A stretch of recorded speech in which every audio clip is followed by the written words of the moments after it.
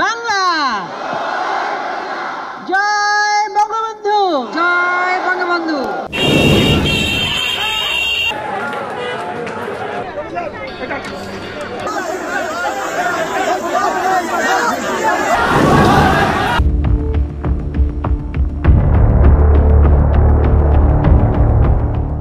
আওয়ামী শোকের মাস আগস্টে দেশবাসীকে কাঁদাতে চায় ফ্যাসিবাদীরা।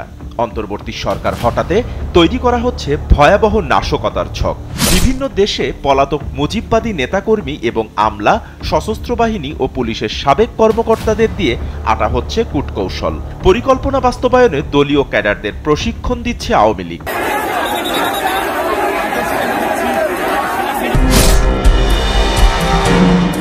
ভারতে বসে এই নীল নকশা প্রস্তুত করছেন শেখ হাসিনা। জুলাই বিপ্লবের বর্ষপূর্তি ঘিরে আইন শৃঙ্খলা পরিস্থিতি পর্যবেক্ষণ করে কয়েকটি গোয়েন্দা সংস্থার তৈরি করা প্রতিবেদনে মিলেছে এমন উদ্বেগজনক তথ্য। আর এ সকল তথ্য উঠে এসেছে কয়েকটি প্রথম সারির গণমাধ্যমে। গোয়েন্দা সূত্র জানায়, গণ অভ্যুত্থানের 1 বছর পূর্ণ হচ্ছে আগামী 5ই আগস্ট। সেদিন দেশ দখলের স্বপ্ন দেখছে আওয়ামী লীগ। অস্থিরতা তৈরি করতে ঢাকা ও দিল্লিতে চলছে প্রশিক্ষণ কার্যক্রম। ইতিমধ্যে রাজধানীর বসুন্ধরা আবাসিক এলাকায় 4 শতাধিক আওয়ামী ক্যাডারকে কর্মশালার নামে ট্রেনিং দেয়া হয়েছে। এমন কিছু জিনিস আমরা পেয়েছি যা সত্যিকার অর্থে খুবই অ্যালার্মিং এবং এটা জাতির জন্য, একটা দেশের জন্য অত্যন্ত ক্ষতিকর। রাজধানী ঢাকা সহ সব সিটি কর্পোরেশন এবং জেলার জন্য একজন করে নেতাকে দায়িত্ব দেয়া হচ্ছে। দায়িত্বপ্রাপ্ত নেতা নাশকতার বিষয়গুলো তদারকি করবেন। সাবেক স্বরাষ্ট্রমন্ত্রী আসাদুজ্জামান খান কামালকে ঢাকায় নাশকতার দায়িত্ব দেয়া হয়েছে।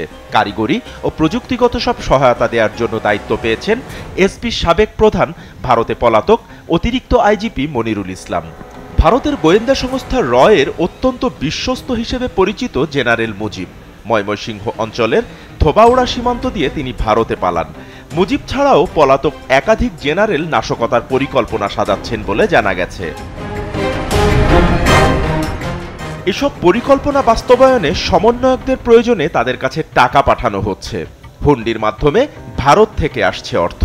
সুইজারল্যান্ডে অবস্থান করা সামিট গ্রুপের মালিক আজিজ খানকে বিদেশে ফান্ড ম্যানেজ করার দায়িত্ব দেয়া হয়েছে বলে গোয়েন্দা প্রতিবেদনে বলা হয়েছে।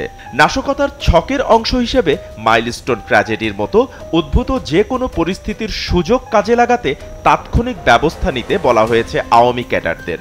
সর্বশেষ 22 জুলাই সচিবালয়ে আক্রমণের ঘটনায় গ্রেপ্তার ব্যক্তিদের তথ্য পেয়েছে আইন শৃঙ্খলা রক্ষাকারী বাহিনী।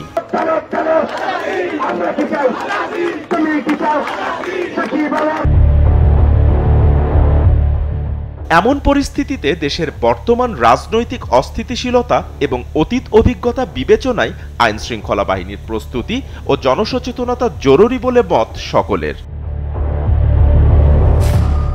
বাপ্পি খান, এসএ টিভি ডিজিটাল।